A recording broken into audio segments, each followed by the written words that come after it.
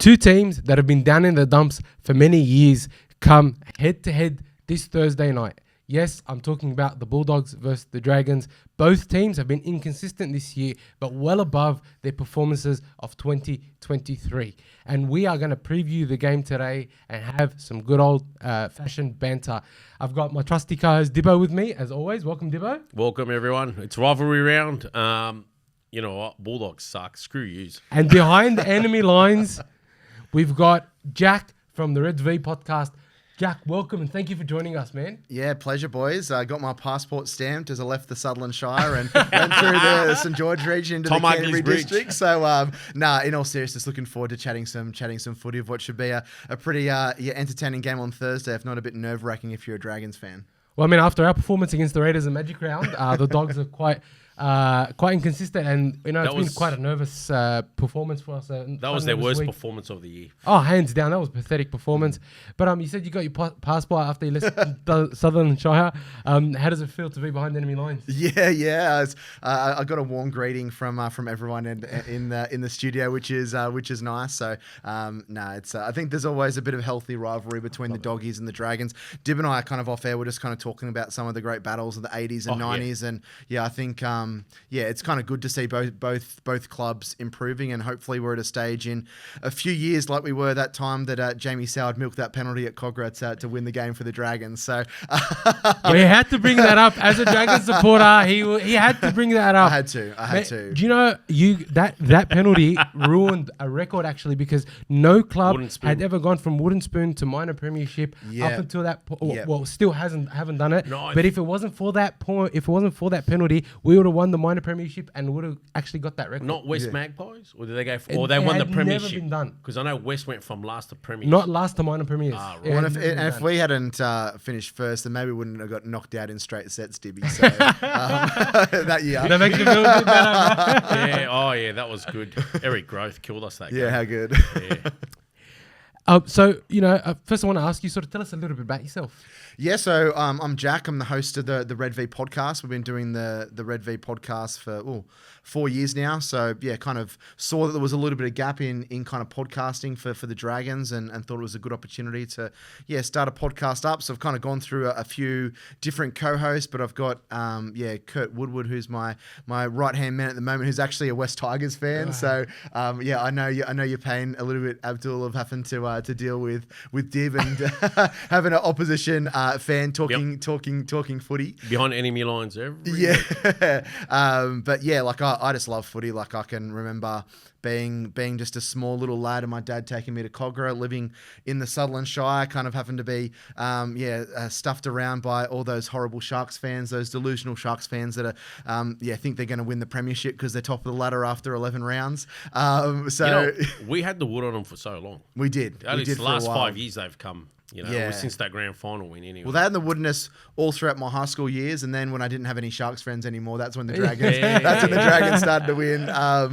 So I've loved footy for as long as I can remember, and love the Dragons, and had a bit of a chance to chat to some absolute legends of the club, guys like Brad Mackay and like Noel Goldthorpe, Nathan Blacklock, Anthony Mundine, those kind of guys, and it's just kind of given me appreciation for the history of the Dragons, but also kind of hope for the current regime that we can turn things around eventually. And I guess we've kind of seen this year that I kind of said it in the podcast last week, I feel like the Dragons are a bit bipolar. You don't know what they're going to serve up from week to week. So interested to kind of see how we play on Thursday, but also kind of hoping the next few years are a little bit brighter, because it's been a pretty barren run since the end of 2018 for obvious reasons. And so you mentioned those, deplorable Sharks fans. I'm going to say, how'd you end up a Dragons supporter living in the Southern Shire? Well, all because of my old man. My dad, who was born and grew up in the Central Coast, he became a bit of an adopted Dragons fan in the 1960s, as I'm sure a lot of fans did.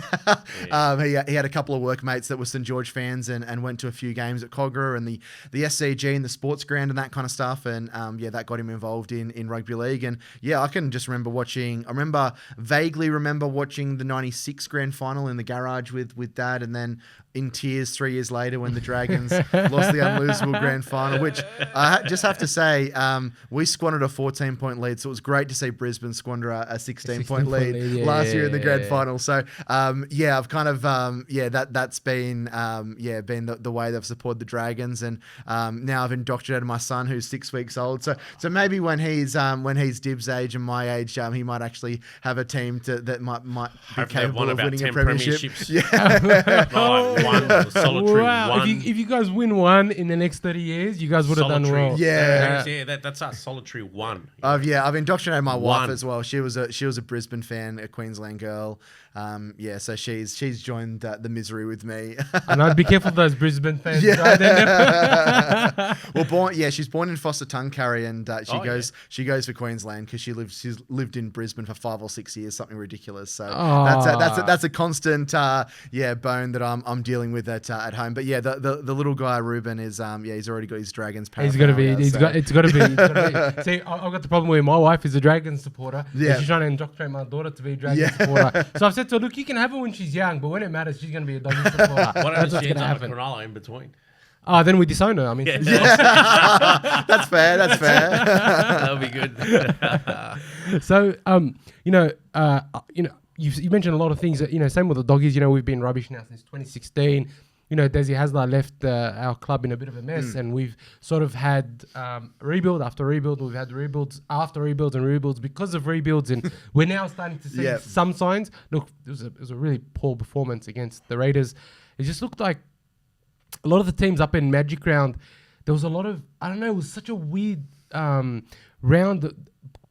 Refereeing was really poor. I felt the ground seemed to be a little bit crap. I don't know. It was something. The weather wasn't good. I really did not enjoy this Magic Round at all. I don't know what it was. Maybe it was the Doggies losing and just casting a big, massive cloud over the whole weekend. All the games were close. They were Besides that one game, Parramatta. Just don't be like Parramatta and ruin it for everyone. The only game that wasn't close. It's so good. And they still stick with Brad Arthur. They remind me of the Dragons with Paul McGregor. Yeah, that's right. Another re-signing. Thank God the Dragons didn't play Magic Round. We can't win.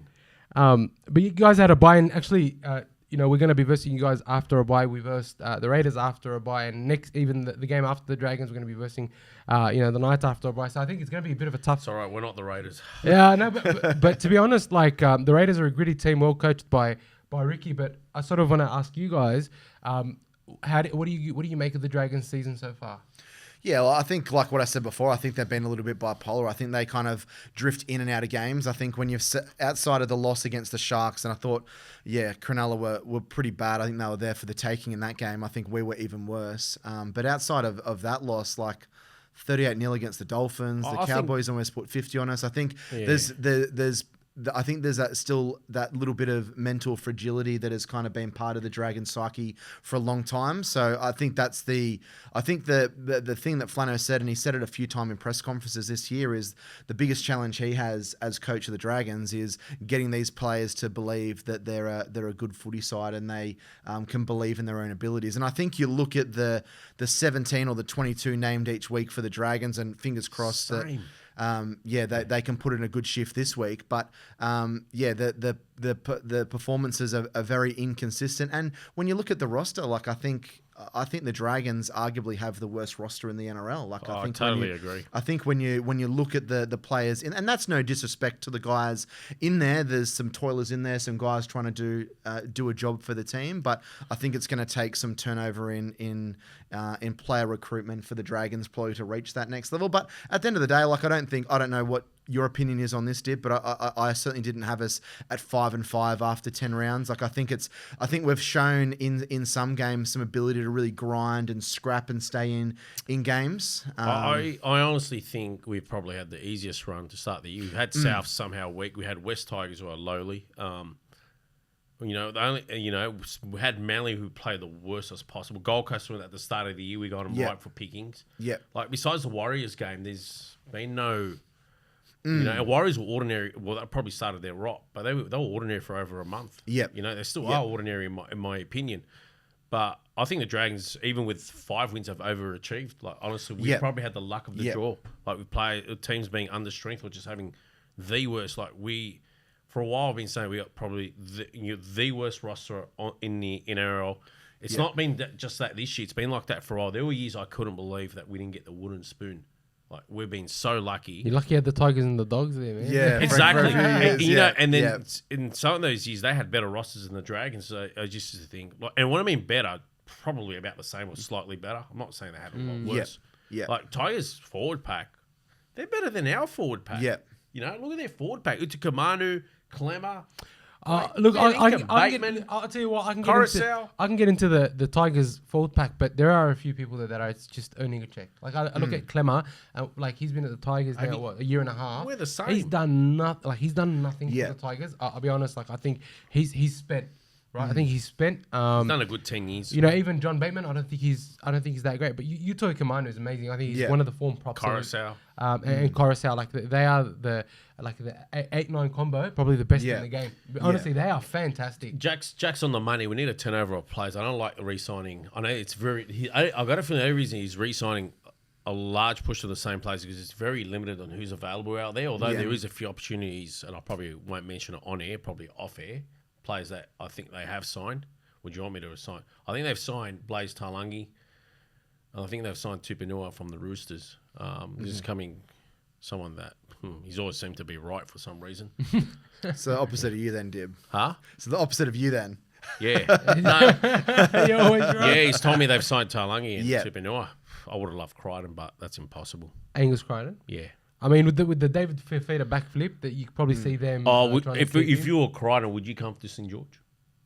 Would you? Oh no, like unless Flano has built a strong lineup, I wouldn't come. Yeah, if there's other sides in the, and I think I initially thought that Shane Flanagan, premiership winning coach, not going to have problems attracting players, but I think take him 2-3 years. I think Flano's now kind of seeing that the Dragons is not a desirable place, much like for a while the Bulldogs wasn't a desirable place, and it takes that one player. Years. Like when you get a Matt Burton and a Viliami Kikau, then all of a sudden players want to come. But I actually think that this game against the Bulldogs, I think this is kind of the real litmus test, the acid test for the Dragons, because it's a game that is, if the Dragons are serious about doing anything this year, whether that's scraping into the finals, whether that's I'll be astounded finishing with 10 or 11 or 12 wins. Like it's a big game. Dragons have a horrendous record at Homebush, dating back to the grand final. Yeah. Canterbury, like that. It's probably ebbed and flowed the last couple of years between the Dogs and the Dragons, but there was a long period where you guys were like bottom feeders, and you guys were still beating us. 2017, we had to win to make the finals, and you guys still beat us. So it's always a bit of a danger game. They always beat us,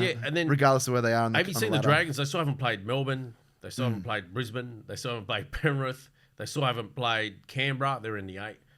Who else is in the 8 that I haven't mentioned? But they play the Roosters again. They play the Sharks again. Penrith twice. Brisbane. Yep.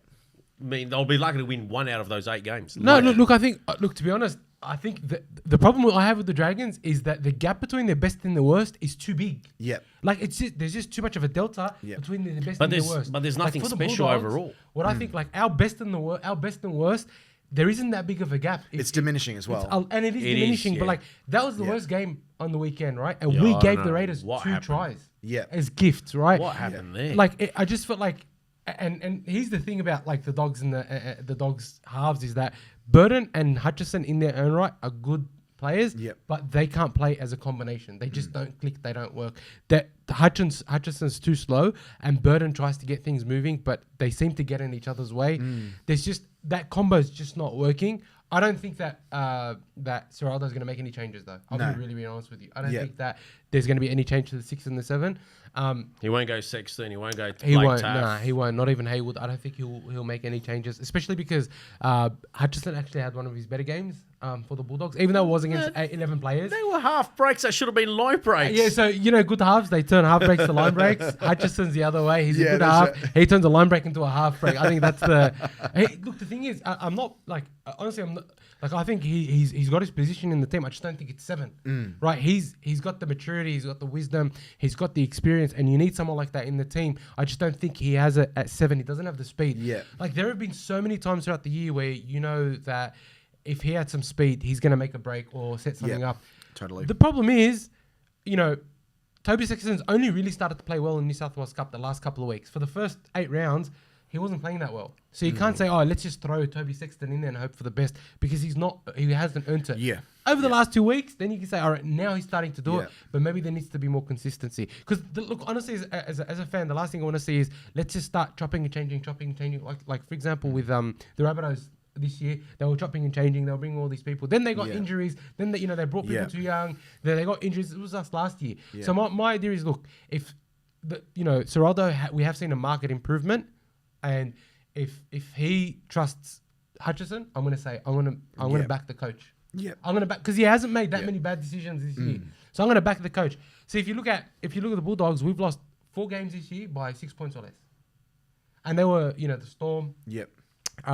Raiders, like, so we're not losing by big margins. Souths. And the big teams like the Storm, for example, I thought Melbourne would be like very, very difficult. Yeah. We went down there and we actually should have won that game. We were the better team.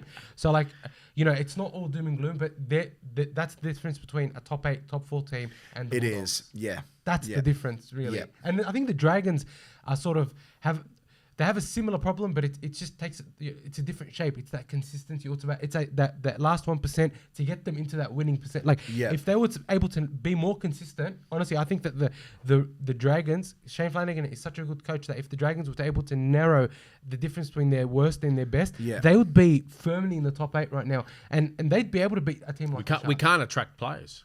But you guys have one of the largest nurseries in the game. Like, you guys should be using that. It doesn't matter. They don't transition regardless. Even if you got the largest nursery, the Illawara Steelers juniors have been known for a long time, like dominate 16s and 18s, but then it doesn't transition into first grade. You guys beat the Bulldogs in the SG Ball earlier this year. Yeah, you guys have. Yeah, that was St George, not Illawara. Oh, right. Yeah, I mean, okay. don't they go into the same? I always thought the blueprint was just recruit well. Bring up some of your juniors. How many can you get every year? 2, 3? How many can you get? Like this current St George ball side, you might get 4 or 5 from that 1 year. Yeah. Must be some record. But literally every age group, you're lucky to get 1. Some you get none. But there's got to be that plan. It's not always, because if you shouldn't be self-reliant. You shouldn't be self-reliant on your own juniors. But you should. Why not? There's no need. There's also you need a mixed bag. Panthers are relying on their own juniors. No. They've got a lot of outside juniors. They've got a good portion. No, but come on. My point is that you don't want to buy established players. That's my point. You don't want to rely on buying established players. You need a mixed bag. Yeah, of course you do, but you don't want, like, for example, even with the Dogs, like last year, we tried to buy all these established players and they all shat themselves. Yeah. Right? They shat themselves, and even this year to an extent, like, they're doing well because Ciraldo's got them moving, but we've bought too many established players, and our salary cap will eventually start to suffer. Yeah, but you need a mixed bag. So you need some of your own juniors, you need established players from other clubs, and then you also need to raid Queensland, for example, or New Zealand or the Pacific nations. Yeah. You need that mixed bag. You need a good development pathways. It used to work for Canterbury back in the 90s and 00s. It used to work for St George the same way. Yeah. So they got to go back to that blueprint.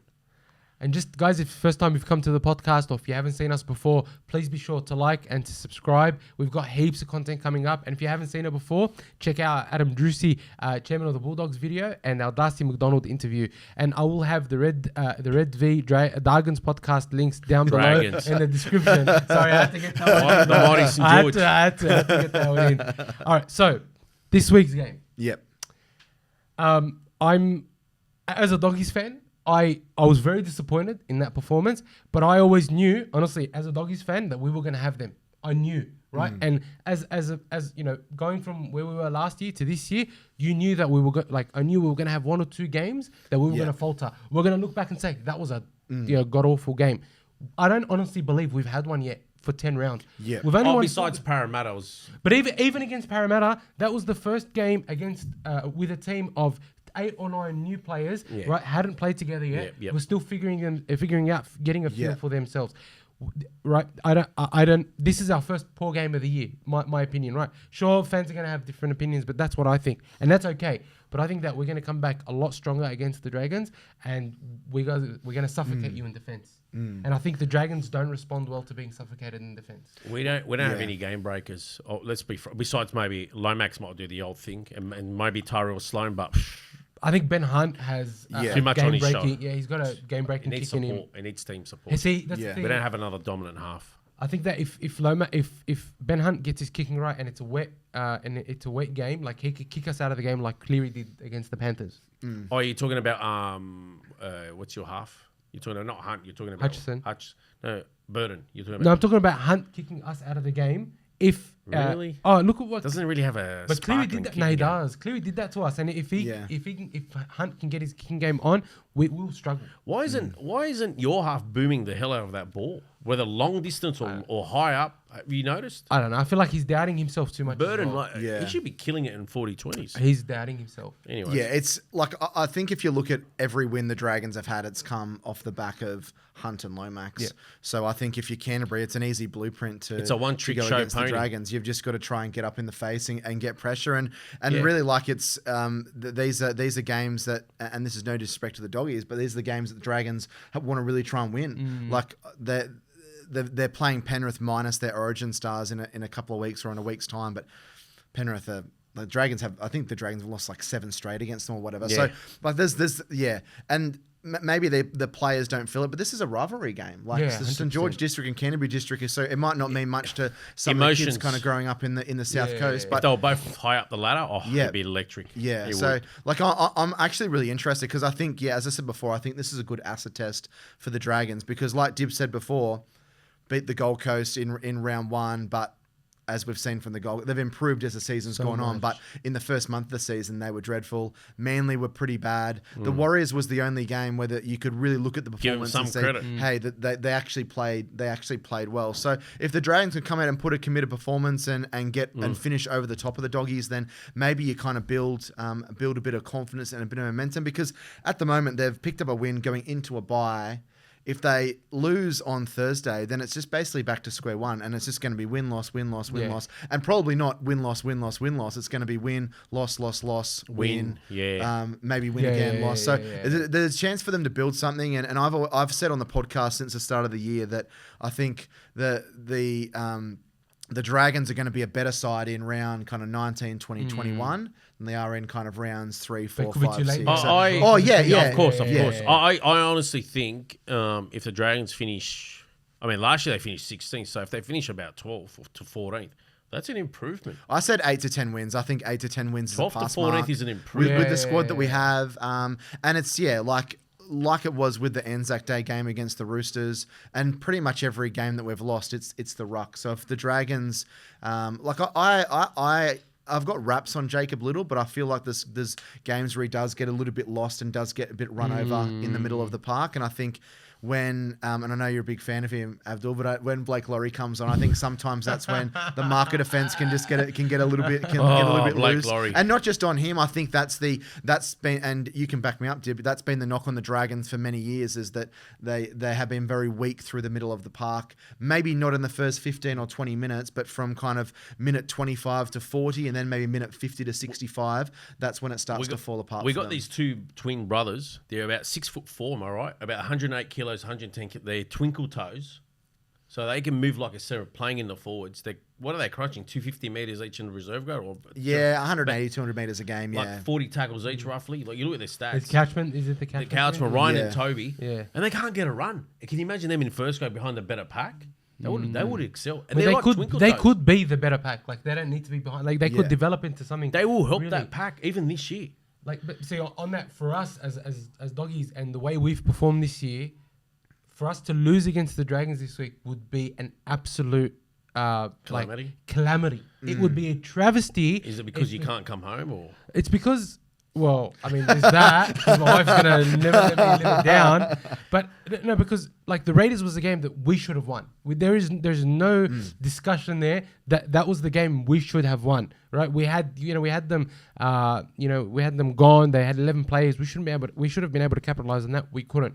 But on form, the Dragons game, and Dibbo and I was talking about this in the last podcast, is that between now and say our next bye, we should win at least 3 or 4 of our next games. Yeah. And I honestly tipped them after Penrith to go 5 in a row. Like I looked at, including us. Never gonna happen. But they said if they get at least 4, I'll take it as a pass.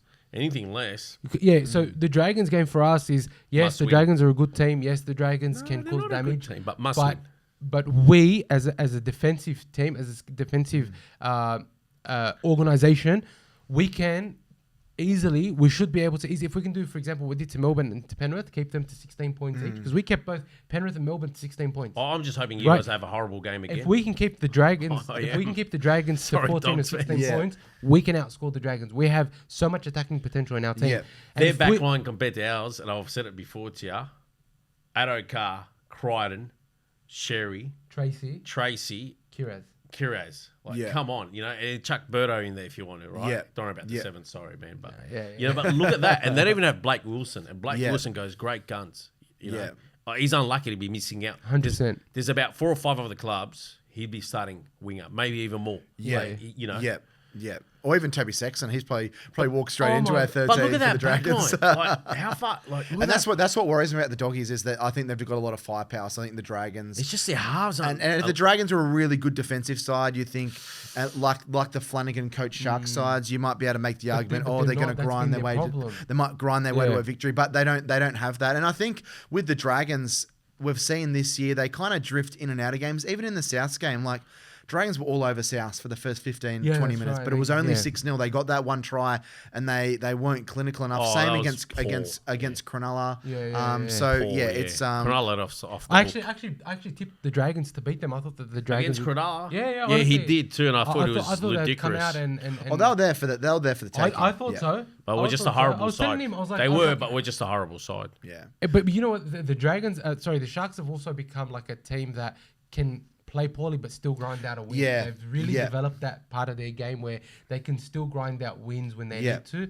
That Hines, he deserves his run at 7. Yeah, I think. I mean, there's not a choice really at this point. You can't overlook him. Yeah, he's doing well, I think. Can I say, in terms of scheduling, I understand that Fox and Nine and everyone else kind of gets their choice of games, that kind of stuff, but I just think it's so disappointing that Dogs Dragons Thursday night, 7:50 kickoff. Totally agree. Everyone's blowing up in a ground that holds 82,000. Everyone's even if they get 15,000, it'll look minuscule. Very poor.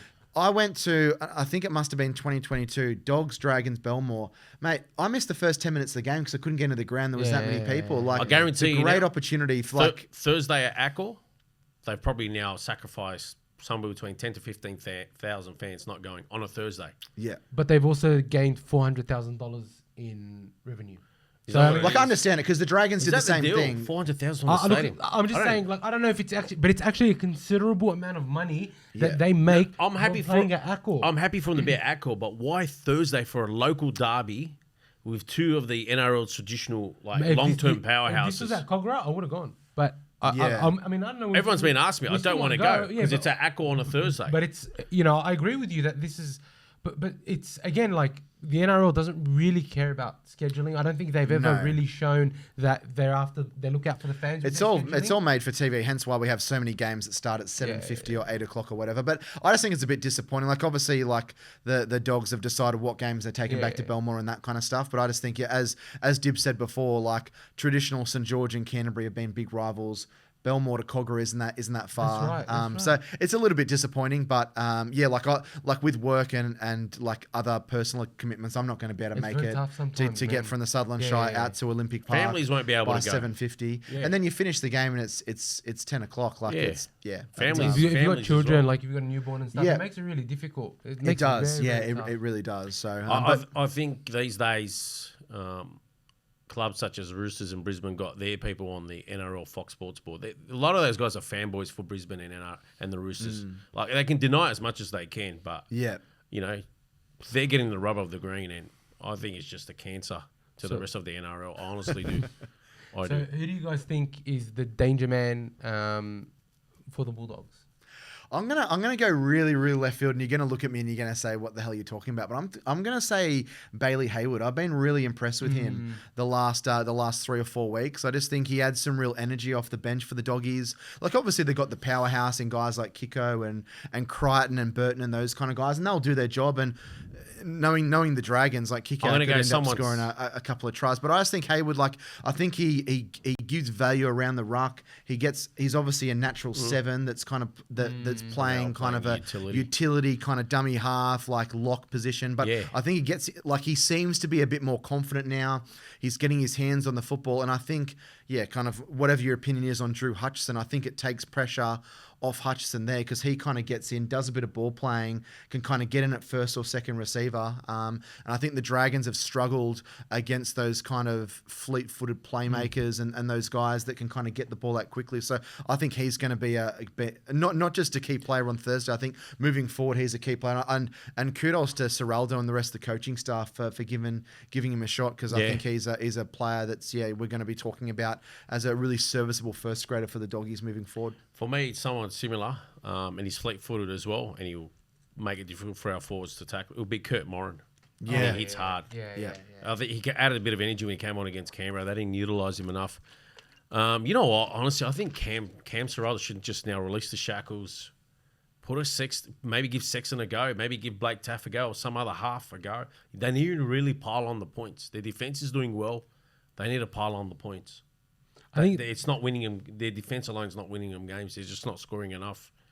That's the common argument with all Doggies fans. But I also think that there's a lot that goes on in the background that Drew Hutchison is a part of that we're probably not privy to. And I think that's the same with Salmon. He wasn't there doing the dirty work on the weekend against Canberra. If you didn't realize. Look, I agree, but a lot of people say, "Oh, the Doggies dropped a lot of ball." But the thing is, and I was talking to someone from rugby league eye test.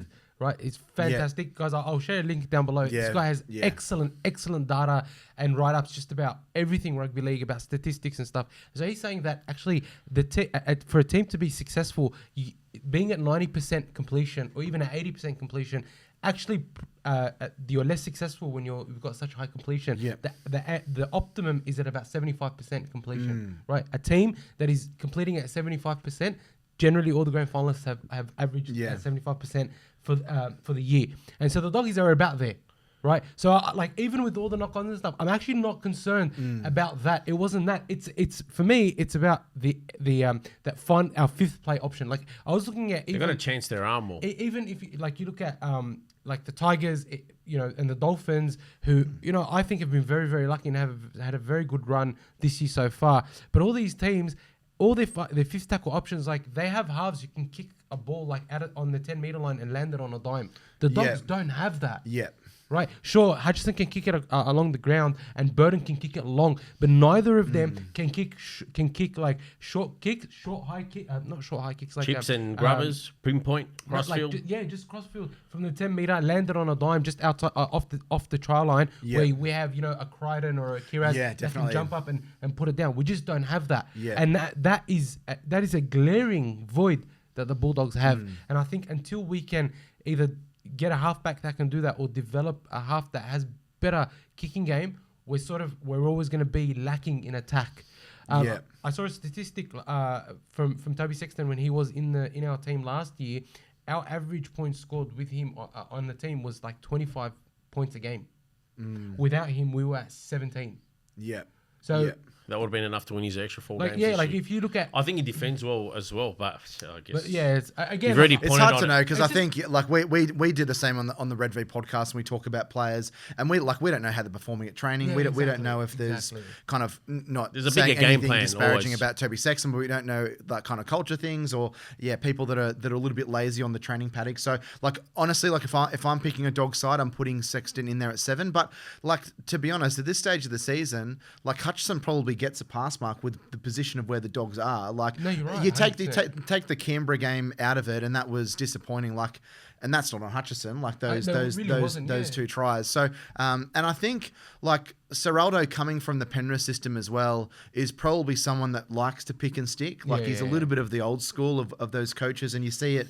Well, you see it with Hasler on Tuesday, but then he makes about 18 changes an hour before kickoff.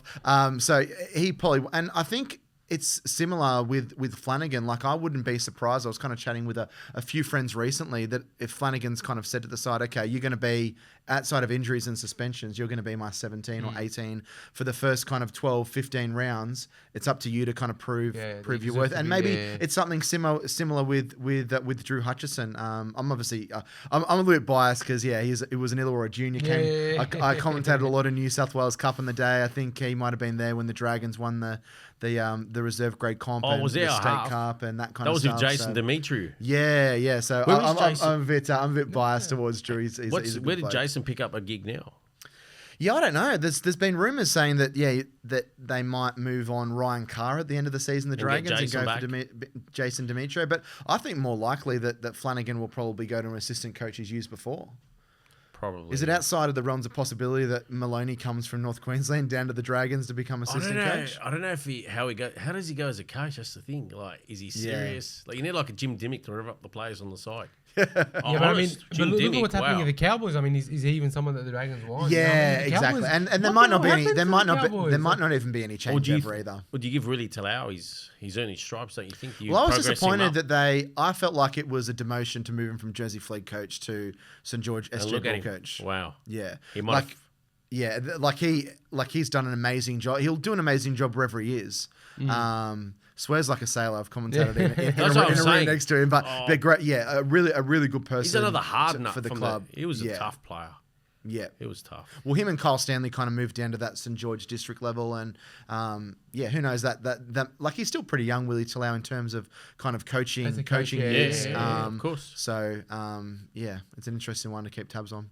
Like for the Bulldogs, I think the danger man for the Dragons is definitely Jaden Sewer. I think he's the one that we need to keep an absolute eye on. Yeah. Because if you look at the Raiders, one thing they did very, very well on the edges is if they have a second rower that runs good lines, and like Hudson Young ran excellent lines, we sort of couldn't keep up with that. Maybe it was a one-off. Like again, he's a rocker, Hudson Young. How fast is he? He is, but Jaden Sewer's no slouch. Yeah, Jaden Sewer is incredibly quick. He's got great footwork and he's got an offload. Yeah. And if we're not careful, I mean, I know he'll probably have Crichton up against him, which is a good thing because we're going to need all the defense we can. Sort of up him and Crichton Preston. They're a very good defensive combo. Yeah. So I'm not too concerned, but he has the ability to, even against good defenders, make them look silly. Yeah. And I think if they can give him early ball, honestly, that he's gonna give us nightmares on that left side attack of the Dragons. So that's where I think it's sort of one for you guys. It's you've got to give early ball to Jaden Sewer. And look, I'm also very wary of Jacob Little. I think Jacob Little is very quick up the middle, and if we aren't careful, if Miney isn't careful, sort of they're sort of keeping an eye on him and niggling him, I reckon that he could definitely cut us up right up the middle. They're the two sort of I'm thinking. Yeah. And obviously there's the obvious one. Did you say Leiloa? No, Little. Oh, Jacob Little. Is Leiloa playing this week? You know? He's been out for a while, but I'd say I think I heard that he was close to playing against South, but they wanted to give him another week. 20 minutes, half hour against the Dogs. Sorry, you guys will have him on the wraps. No, but he's also quite a dangerous one. Yeah, when he wants to be. I think the back row of the Dragons is probably their strongest position. Yeah. I think the back line's strong. Like you'll see that. I think anyone that's watched the Dragons knows that all the meters from our sets come from our back line. Ravalava, Sully, Bird, Lomax will all get in there. We lack pace completely. We're the slowest. The Dragons are the slowest back line in the NRL. But you could get quick guys. Like the Dragons could sign Josh Adokar and he makes 70 meters a game. So like I think they've got a plan of looking to use like these power backs. They're not quick, and when Lomax is caught out of position when there's bad defensive reads, they get annihilated. That's when he's not going to come across. But yeah, like I'm in agreement with Sewer. Like I think the biggest thing with Jaden Sewer has been that he's been injury free. Like I think at the Dragons we probably haven't seen him at his absolute best because he's been suspended or he's been injured. But he's that prototype NRL back rower now. Like no disrespect to players that played previously, but you go back into the 80s and 90s and they weren't as athletic as these guys are now. Like the quickness that back rowers can show, like you mentioned Hudson Young, Jaden Sewer, the try he got against the Tigers at Campbelltown, there was nothing going on there, and he burnt a couple of outside backs and scored next to the post. So, and he's just re-signed as well for a couple more years, Jaden Sewer, so he's at the Dragons until the end of 2026, so he'll obviously be pretty pleased of having his contract upgraded, and he's like the proverbial bully lifting the Dragons up and shaking all the dollar coins out of the pocket so he could get his contract. Good But on him. I think the back row positions for the Dragons are going to be key with Stewart and Leilua, and the other guy is probably Tom Eisenhuth, who I think he's overplayed. Yeah, he's done well. He's really exceeded not a flashy player, but gets himself in the right positions. He's exceeded expectations. Like I just think our backline is, it's so like the Doggies backline. I think a lot of our wins have come off just off the back of their hard work. Like against the Raiders, Connor Tracy ran for 180 meters. Wow. Kiraz ran for 241 meters. Kiraz is a beast. Yeah. I know. Hopefully he drops the ball another 5 times against us. That was Still like ya. Yeah, that was. But I mean, if we fix up, like I think about it, if we don't make those mistakes, we win. Yeah. Or if Burnett kicks his goals, even with those mistakes, there's a good chance we win. So it's like there's just those little things that we need to fix. Yeah, the little 1%ers. That's all we need to do, and that's why I'm not too I was very gutted when the Doggies lost against the Raiders, but I was like, now let's put it into perspective. Yeah, one bad game in 11. I'm all right with that. And in years gone past, Abdul, it would have finished Canberra 38, Canterbury 10, and you're really upset about it. So it's the progress, and I kind of hope that in the next few years the Dragons are in that kind of position where we lose a close game, and you're disappointed because you lose, but you're also kind of seeing the positives out of it as well. And we had our worst game of the year. We only lost by 4 points, which is why I'm sort of quite confident coming up against Dragons that it's going to be a good game. But if the Doggies play to what we know they can play to, I don't think the Dragons have enough mental tenacity in them to match the Bulldogs. Would even have the roster. Yeah, I think that's a fair comment. Bro, I actually have a soft spot for the Dragons because my wife is a Dragons supporter and my co-host is a Dragons supporter. So it's not like I'm hoping that we got. I do hope we go out there and smash them. But you know what I mean. But it's like, they're not a team that I dislike. Yeah, they're not genuinely not a team that I dislike. Yeah. And I feel like, that's the mental tenacity has been the Dragons' problem all year. That is the ultimate Dragons' problem. And if the Doggies go out there and defend, they we strangled. We didn't strangle the Panthers, but the Panthers didn't feel like they were going to score on every single set, and we scrambled well. We defended hard. Definitely. Same thing with the Storm. Like they had to get their absolute. Yeah, you know what I mean. We came out in the first half of the Roosters. We absolutely mauled them. Oh, that was spectacular. It was amazing, right? Yeah. And whereas we got destroyed by the Roosters. We were the reverse. So I think if the Doggies don't have a poor game again and don't make those silly errors, I just feel like we may have too much for the Dragons by way of defense.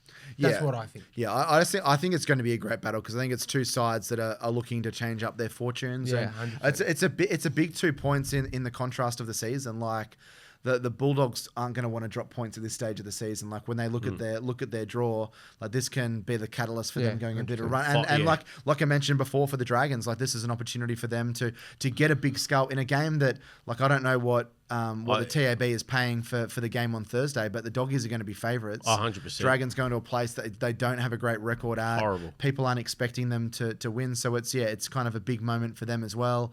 And obviously, like players that are putting their last kind of claim in for Origin bursts as well. Like Lomac's been spoken about a lot, but also I agree. But I reckon Kiraz from Canterbury's surely in the frame. No way. Where are you going to put him? For who? On the wing. For who? Him and Brian Tyle. Are you serious? No way. What, instead of Fox? He might go that way. No, but Kiraz is a menace. But they'd put Tupou before they put Jacob Kiraz is a menace. This isn't Brad Fittler. I know it's a different era now, but that's really like this time of the year makes me really miss City Country. Yeah, when there was a bit of a playoff for positions with guys, and you could kind of see them, but it's surely the Blues can at least jag one win this year. I reckon the Queensland. I'm just looking at it more and more. Look at our lineup, and they're going to torch us. And as Bulldogs and Dragons fans, or Tigers, or if your teams are playing finals footy, mate, the Origin is Ben and Blues fan. That is your grand final. 100%. Like I've got a mate that is a Panthers fan.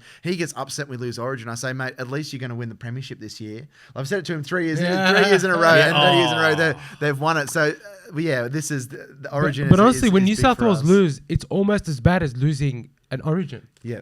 A grand final. For me, when New South Wales lose, I'm gutted. Like, it used to be like that because we used to have good lineups, and then but even our teams, like even the teams that we've had the last couple of years, some of these decisions, like it just blows my mind. Yeah. Like, how did we lose these? Like, how did we let them win? Yeah. Like 3 out of the last 4. Like, it doesn't make any sense. We should have won, the last 3 or 4 in a row because we've had the superiority in our team. You know what I mean? Definitely. And it's Definitely. just, it's one of those things. But look, I feel like we've come sort of towards the end of the podcast. It's been such a great discussion, and Jack, thank you so much for spending time with us. Pleasure. This evening. It's so much fun, and this is what it's all about. Honestly, when Dibbo and I first started the podcast, it was like just talk about we just love talking about footy. We want to talk about footy, and then that's right. you meet other people that love to talk about footy. Definitely, be a part of it, and look, it's fantastic. Final call. Give me a prediction. Yeah, I can't tip against my Dragons. So I think if the Dragons are to win, I think it'll be a relatively low scoring game. So I'm going to say 22-14 to the Saints, but I wouldn't be surprised if it was more low scoring than that. Not to say the Dragons have a great defense that I think is going to strangle the Doggies, but I just don't think we have an awful lot of points in us. So the start is the key. I think if the Dragons can score first and can skip out to an 8 or 10-0 lead, or be leading kind of 10-4 or 10-6 kind of midway through the first half, they've got a chance of going on with it. But I think if the Doggies start quick, then I think it's going to be trouble. Like, I think there's the propensity for the Dragons to start slow and be down 12 or 14-0, and then it's not about are the Dragons going to win this? It's like, how much is it going to be Anzac Day again? Is it going to be Accor Stadium at Redcliffe again? So I just kind of hope it's a solid performance from the club. I think they have a chance to kind of build something. I think even when you haven't got quality, you can still show that determination. Yeah, and I think that's probably been missing a little bit in periods, and I think if Leilu was back, that gives them some confidence, and I'm sure Flano's been just whipping them in the week off during the bye. So hopeful, crossing fingers and toes, the Dragons might be able to snatch one on Thursday. Dibbo? What's the we? I can't tip against the Dragons. Tip whatever you want. Do whatever you want. Before you came into the studio, you said, Dragons 40, Dogs 0. Oh, that'd be ideal. That would absolutely be ideal. Just remember you're a co-host on a Doggies podcast, yeah? Yeah, I know. I've already had a go at the Dogs. You know what, Doggies, I still love yous. But, oh, jeez. Like, this has been so biased. I'll go Dragons. This has been really biased. Like, honestly, it's like I'm just doing it so we can have some rivalry happening. Dragons, let's just say... let's just go 16-14. Like, honestly, Dragons don't even have... I'm trying to be biased here, and I can't even give them more than 3 tries or 2. I can't even give them, I'm banging on the Dogs to have a shocker. Like, that's why I was really pissed off last week. They played bad against Canberra. I go, why couldn't they play bad against us? Why now? Anyways, 16-14. That's with bias. Are you happy? Does he normally tip against the Doggies each week? Oh, we tip against each other's sides. We tip whatever we think is... Why can't our sides be good so we can generally tip our sides? You get me? And hate on each other. Honestly, we've just literally been hugging each other for the last year and a half because both our sides suck. Yeah. So we've been empathising. We do empathise with each other. And then we want each other's sides to win. Can we just go up the ladder, please? Yeah, exactly. I mean, how many games did they win combined last year? Together? 12 games? I think we only won 7 games. So 12 games combined between the two sides. It's not good. We've won 10 games. The Dogs have won 10 games in 2 years. We only won 3 games with Trent Barrett as coach. You know, it's funny. Both sides combined last year, they still not have made the 8. With That's right. Would have missed out, anyways. Look, I'm going to... Go the Dogs. You guys are going to hate me, but I'm going to say Doggies 30, Dragons 14. You know what? You made us look good. I think that's fair, mate. yeah. I think we're going to score 6 tries, but Burton's going to miss 3 kicks, so it's going to be 30-14. And the reason you can see our expectations. See, we're averaging... we're having got 14 points. In defence, we're averaging, I think it's 17 points. Yeah, Haley gave his team 5 of 30 points. I'll take that. No, honestly, because we're averaging 17 points a game against better attacking teams. I only think the Dragons will only get up if Dogs have an off game and Dragons somehow not only... Dragons exceed expectations when they play. So, that's the only way I think Because you know why? Like, I look at a couple of things from the game against the Raiders, and there's some very interesting statistics that I see that could make for a great recipe for success. So, firstly, Hutchison actually set up 2 tries, right? I mean, all right, it was against... Was that from kicks? No, it was actually 11 against... Sound like Paul McGregor now. Tries and kicks. Yeah, remember that?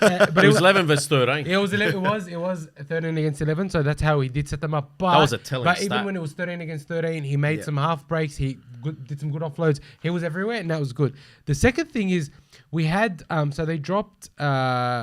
James Hammond didn't play in there. He brought a forward on, Pawasa Famasuli. He played 18 minutes, had 7 runs, made 82 meters. He actually had a good game. He had an excellent game. Was that when he was playing against 11 men, though? No, that was against 13. Oh, okay. Right. Wow. He had a surprised good me. game. So for me, if he's on the bench again, Hopefully we no- have another forward that can dominate up the middle against So no your Salmon? forwards. Salmon has a staph infection. I don't even know when I had it a was back. staph infection. Really bad. You know, you remember? Yeah. I couldn't get strength of mind for about a year and a It half. was actually wow. That's really why bad. Burgess probably ended his career. Yeah. Yeah. So yeah, he only played 17 minutes, had 7 runs, made 82 meters. So he had a decent game, and our bench was good. That's why again I go back and say, how the hell did we lose that game? Like, what happened? Yeah. I just Yeah. But then again, that's fine. It happened. We move on. They'll be better for it. They'll learn the lessons. And so that's why I think that the Doggies, just as on form and in context, I think that we've been a better team than the Dragons. Yeah. Even though you guys have it's actually fair, won yeah. more games than us. You guys have actually won 5. We've only won 4. Have you seen your draw compared to ours? We've had a tough draw. I had Yeah. some clown on Twitter saying that the Doggies have had one of the easiest runs in the competition. And I was Who like, was that? I don't know, some idiot, some Parramatta supporter, believe it or not. Oh yeah, I remember that. And then I came. I think we both torched him. I was like, bro, Yeah, I think I torched him and pointed out this is Canterbury's draw. You know and then this guy said this is Parramatta's draw. And turns Yeah. out Para's had probably one of Yeah. the easiest. Has a Para's really- actually had one of the easiest runs. Yeah. And Somehow they've only sitting won- down the bottom. Yeah, so look, be a good game. I really, really hope that it's an entertaining game. I just don't want Yeah. to see any team blown away. I want to see the Dogs, if they win, earn it. But if they lose admirably. I think that's really what I'm Yeah. expecting from my team. I don't want to see this bullshit that happened against the Raiders where I don't know how we lost. Like, it just doesn't make sense. I can't get my head around how we actually lost because it just doesn't make sense. Yeah. Do you know what I mean? But I hope it's a good game. But all the best to the Dragons. I hope the Dragons do well. To you, Dibbo, I hope the Dragons lose. You can go screw yourself. And to the Doggies fans, I hope our Doggies do well. And to everybody that supports the Parramatta Eels, I hope they never win another game this season. And I totally agree. Anyway, look, we've come to the end of the podcast. Thank you so much. If you have, joined us this evening, a massive shout out to Jack from the Red V podcast. Thank you so much for joining us. I have all the links down below to catch up with, to follow his stuff. He's got a great podcast. Any last words, Jack? Oh, just thanks for having me on. I don't get to appear on many podcasts when I'm hosting one myself. And yeah, like I said before, I think you guys do some great stuff. You've got some great video content and got some great guests coming up in the next few months. So it's it's been a pleasure to be involved with you guys this evening. Bro, we'd love to have you on any time. Just to talk Definitely. footy, maybe for Origin hours. We'd love to have you on Oh, that would be if that's something awesome. that you'd be interested in, definitely. Dibbo. Oh, thanks again Yeah, for no worries. joining. Pleasure.